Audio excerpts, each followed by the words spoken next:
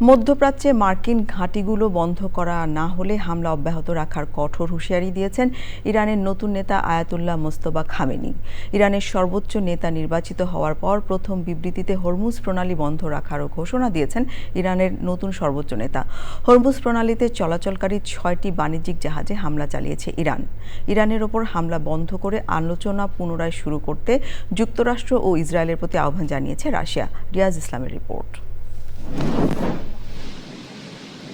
28 ফেব্রুয়ারি ইরানে যৌথ হামলা শুরু করে যুক্তরাষ্ট্র ও ইসরায়েল। হামলার এক পর্যায়ে নিহত হন দেশটির সর্বোচ্চ নেতা আয়াতুল্লাহ আলী খামেনি। এরপর 8 মার্চ আয়াতুল্লাহ আলী খামেনির ছেলে আয়াতুল্লাহ মোস্তফা খামেনিকে ইরানের নতুন নেতা হিসেবে নির্বাচিত করা হয়। নির্বাচিত হওয়ার পর এই প্রথম বিবৃতি দিলেন মোস্তফা খামেনি।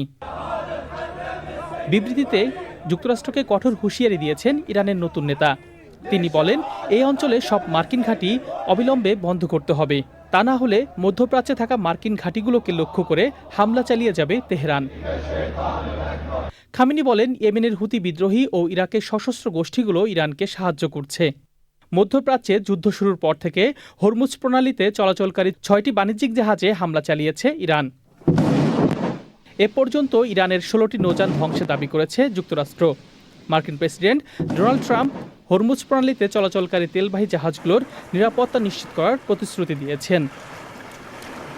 এদিকে যুদ্ধের ক্ষতিপূরণ ভবিষ্যতে আগ্রাসন হবে না ও আত্মরক্ষা ইরানের বৈধ অধিকারকে স্বীকৃতি দেওয়ার শর্তে যুদ্ধ বন্ধ হতে পারে বলে জানিয়েছেন ইরানের president Masoud Pezeshkian.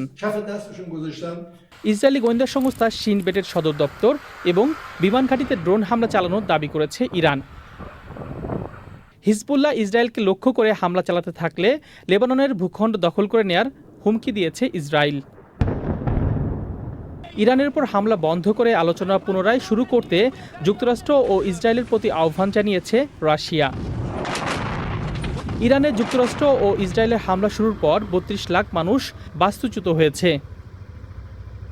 Riaz Islam, channel I.